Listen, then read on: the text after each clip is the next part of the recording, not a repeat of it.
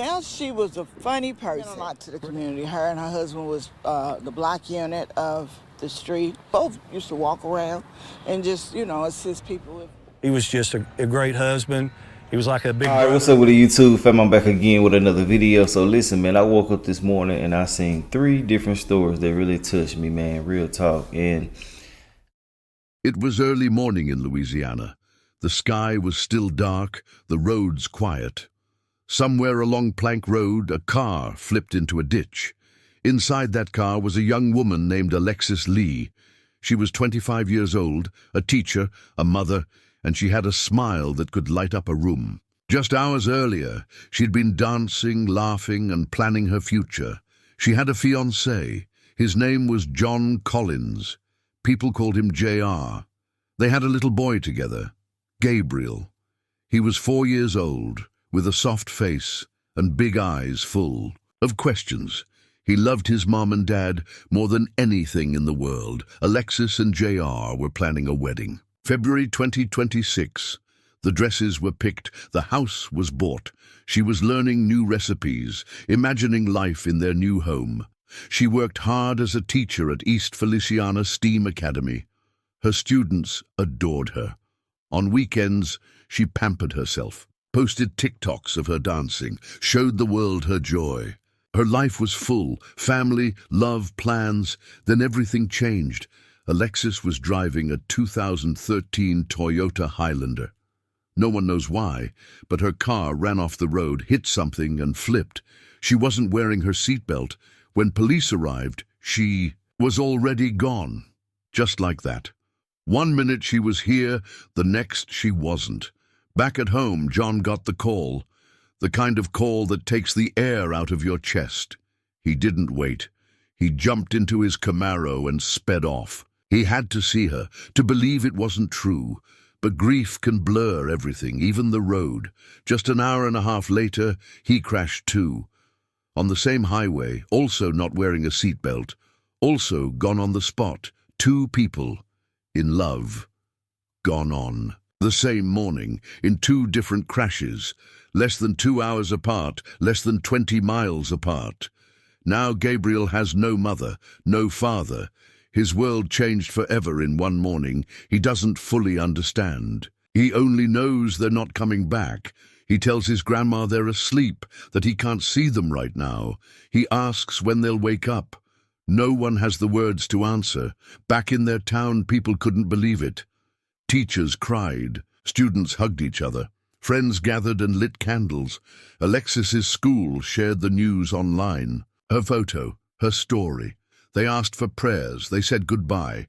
The house Alexus and JR bought together is still there. The wedding date is still marked on calendars. The songs she danced to on TikTok still play on her page. But the laughter in those clips now feels like echoes. The kind that make your chest tighten. Their families came together. They promised to raise Gabriel with all the love they could find, to make sure he never forgot who his parents were, how much they loved him, how much they loved each other. People kept saying it was God's will. But even those words didn't soften the pain. Because how could it be? 2 people so full of life, taken within hours, on the same road. Trying to get to each other, the town of Clinton, Louisiana, will always remember Alexus Lee and John Collins, not just for how they died, but for how they lived, for their love, for their little boy, for the hole they left behind. And so, a lesson remains: wear your seatbelt, drive slowly, even when your heart is racing. Hold your loved ones close, because sometimes even love can't stop back what's again coming. with another video. So listen, man, I woke up this morning and I seen 3 different stories that really touched me, man. Real talk. And it's just sad and unfortunate that a lot of people are losing their lives in the most craziest ways, and death is inevitable. We know that, but it's just crazy, like how stuff is happening, in the magnitude of certain things. It's just crazy, bro, all the way around. But these 3 different stories basically all involve people that are in marriages or finna be in a marriage or in a relationship simply. The first story took place in Baton Rouge, and I want to say RIP to everybody who lost their lives in these situations. And I want to send my condolences out to everybody's family. I just want to send y'all some love, some peace, and some healing energy y'all way. But basically, this first story took place where a young lady by the name of Alexus Lee, she was 25 years old. She just graduated not too long ago. And, you know, she was engaged to her future husband by the name of John Collins. He was 35 years old. So basically, she lost her life at around 2 a.m. They're saying that she lost control. And then after she lost her life, I don't think he knew. I just think that he knew that it was a real bad crash. He went to go to the crash scene and ultimately ended up losing control as well. And he lost his life also. That's some Final Destination type of shit, man. Real talk. But you know, I know a lot of people gonna try to say it ain't that, it's this and this and that. Man, it ain't that deep. I was just making a quick statement, but ultimately, he lost his life and they left behind a 4-year-old son. Now, to hear the family say that they will be there for him is something that I really, really do commend on both sides. Even though they weren't married and stuff like that, they both said that they were gonna try to make sure that their child has a great life, and I love that. But you know, the next situation, and they said that their situation is under investigation. I got all of these videos in here. I'm just giving y'all a brief synopsis. Another situation took place in St. Louis where a couple, they were bonded together until the tornado, you know, split them apart and the debris buried them. You know what, matter of fact, I'm gonna go ahead and we're gonna talk about this stuff during the videos. I just wanna say, man, it's just sad and unfortunate. It just made me think like, damn, man, we need to be hugging on our families, you know, a little bit tighter. You know, spending more time with them, showing a little bit more love, have a little bit more grace and things like that, because you truly never know when life will end. You feel me? But let's go ahead and get into these situations.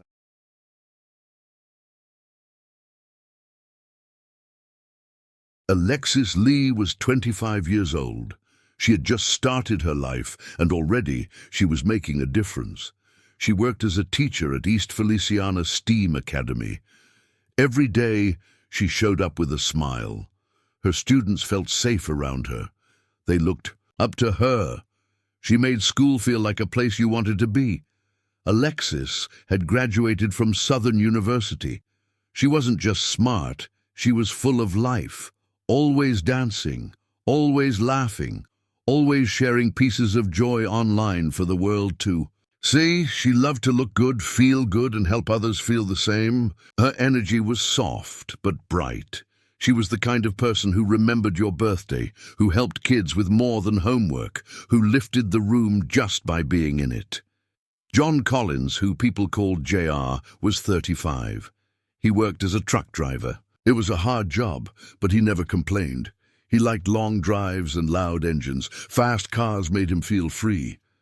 JR had a deep voice and gentle hands. He wasn't the type to say too much, but you knew he loved you by how he looked at you, how he showed up. He didn't miss birthdays. He didn't miss bedtime stories. He loved Alexus like he'd been waiting his whole life to find her. They were engaged to be married in February of 2026. The plans were already in motion. They had found a house and made it their own. They picked out furniture, talked about paint colors, and dreamed about forever. Together, they had a little boy, Gabriel. He was 4 years old. He had Alexis's eyes and JR's calm. He was sweet and curious, always asking questions, always wanting to be held.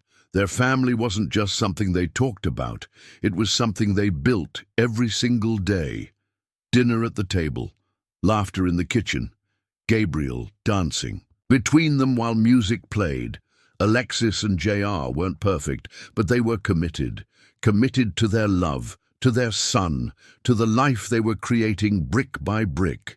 They had everything a family could hope for: love, a future, and each other. No one could have imagined that such a bright story would fade so suddenly, that the house would stand without them, that their son would grow up with only memories and pictures of what once was.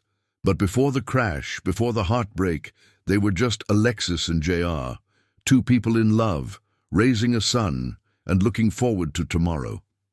It was still dark when Alexus got into her car. The early morning of May 16th, 2025, was quiet. No traffic, just empty roads and the hum of her Toyota Highlander moving along LA 67 near Lemon Road in Zachary. No one knows exactly where she was headed. Maybe home, maybe somewhere to clear her mind. What is known is this. At around 2 a.m., something went terribly wrong. Her car veered off the road. It struck a culvert, a deep ditch made of concrete, and flipped. The Highlander landed on its side. Alexus wasn't wearing her seatbelt. The impact was too much. She didn't survive. When first responders arrived, they found her alone. She had died right there on the scene. The call to her family was made shortly after. One of those calls that wakes you up and shatters everything. In the space of a few words, when John found out, he didn't wait. He grabbed his keys, jumped into his Camaro, and sped down the same road, LA 67, trying to reach her. Maybe he didn't believe it. Maybe he thought if he got there fast enough, it would still be okay. Maybe he just needed to hold her one more. In time, but his grief was heavy, and fast cars don't forgive mistakes. Around 3:45 a.m., less than 2 hours after Alexis's crash, John lost control. He was driving south near Idlewild Road in East Feliciana Parish. His car missed the curve. It shot off the road, slammed into a tree, and threw him from the vehicle. He wasn't wearing a seatbelt either. He died before help could arrive. 2 crashes, same road, same night, just miles apart. 1 couple, 2 tragedies. No alcohol was found. No drugs, just speed, grief, and a terrible chain of events. It felt impossible, like something out of a movie. But it was real. Alexus was gone. And then John too. Both taken before sunrise. Their love story stopped in the middle of the road, wrapped in sirens and silence. The world kept spinning, but in Louisiana, everything paused. And a little boy named Gabriel would wake up that morning with no idea his life had changed forever. The news spread quickly through the small town. First whispers, then phone calls, then sobs. Alexus Lee was gone, and so was John Collins. It didn't feel real. It couldn't be. But the truth hung heavy over Clinton, Louisiana, like a storm. That wouldn't pass. Dominique Lee, Alexis's sister, could barely speak. Her words came in broken pieces, like something shattered. She had just seen Alexis days ago. They had laughed, hugged, talked about the wedding. Now there was only silence where her sister used to be. She said it felt like part of her own body had been ripped away. "She was my best friend," Dominique whispered. "Now she's gone." John's parents, Arthur and Sandra Collins, sat side by side, holding hands. They were strong people, but that day they looked tired, weighed down. Their son wasn't supposed to go first. He had plans, a life, a family. Arthur remembered how John used to race toy cars across the floor as a child. Sandra talked about the last time she heard him laugh. "He loved Alexis so much," they said together. "She made him better." At East Feliciana Public Schools, everything paused. Teachers cried in the hallways. Students looked around, confused. The school released a statement, simple, heartfelt. "It is with great sadness that we inform you of the passing of Ms. Alexus Lee, a beloved teacher, colleague, and friend. Her impact on our students will never be forgotten. They asked for prayers, for strength, for the kind of peace that doesn't come easy. People came together in ways that only grief can pull from a community. Candles were lit, posters made, photographs pinned to fences, children brought flowers, parents hugged one another without saying a word. A public vigil was held near the school. Alexis's favorite songs played softly in the background. John's picture stood beside hers, the two of them smiling, alive, in love. No one could understand it, but everyone felt it. The loss, the emptiness, the ache of something good being taken too soon. And while no words could fix it, the love that poured from neighbors, friends, and strangers became a kind of light, one that helped carry the families, if only a little, through the darkest hours of their lives. Gabriel was only 4 years old, too young to understand the weight of what had happened, but old enough to feel that something was missing. He asked where his mommy went, then he asked for his daddy. When no one answered the way he wanted, he grew quiet. He stared at the door, sometimes, waiting for it to open, waiting for them to walk through, smiling like always. His grandmother, Sandra Collins, gently told him, "They're asleep now, baby. They're with God." He nodded. That made some sense to him. But later he asked if God would send them back soon. Both families, the Lees and the Collinses, came together in the days that followed. They made one promise. Gabriel would not grow up alone.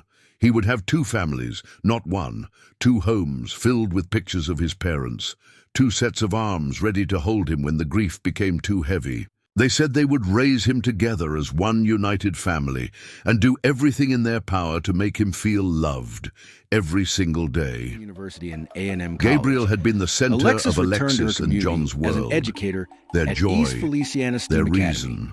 She was They took him to passionate school about teaching together, and making a danced with difference him in the living children's room, lives. filmed A his silly moments 2017 and graduate shared of them East proudly Feliciana with High friends. School. Those She had memories come would now full be his circle, anchor, the giving videos, back to the the community photos, that raised her. the little notes Those who Alexis knew had Alexis tucked into often his commented lunchbox, on her the dedication, bedtime the stories self-care John and used her to read in a love deep for sharing voice special while moments Gabriel online. rested his head on In his one shoulder. particularly touching video, Now, those she can be things seen would having a speak for mother-son them. dance with her They would tell 4-year-old Gabriel boy at who a his school parents event, were, how they showcasing the lived, beautiful how they bond loved, shared. and how much John he meant Collins, to them. Alexis's His future fiancé. will look different now, but it will not be without love.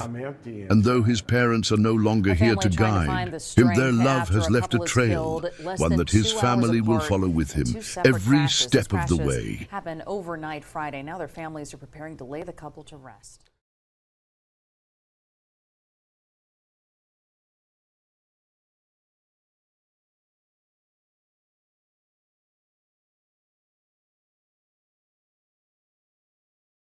There was one detail that stood out in both accidents. Neither Alexis nor John was wearing a seatbelt.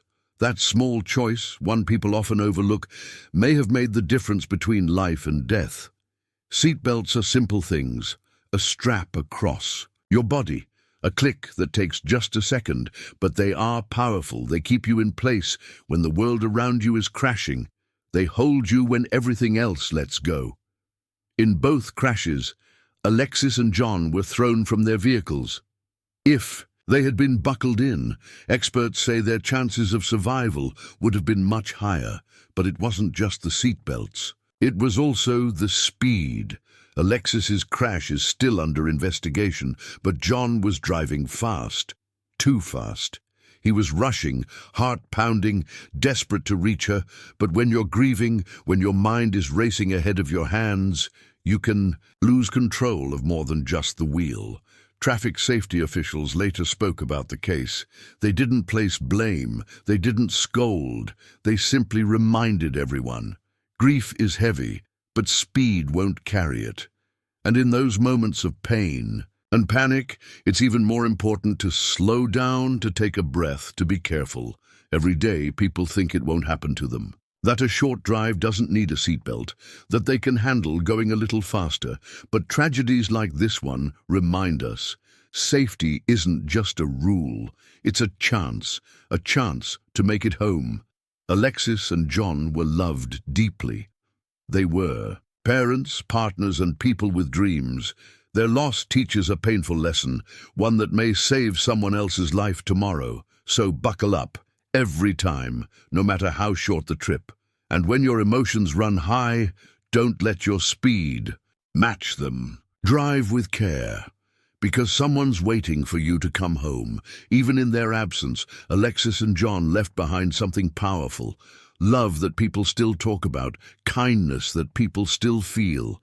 At the school where Alexis taught, her classroom door stayed closed the Monday after her death. A note hung on it, written by a student in shaky handwriting.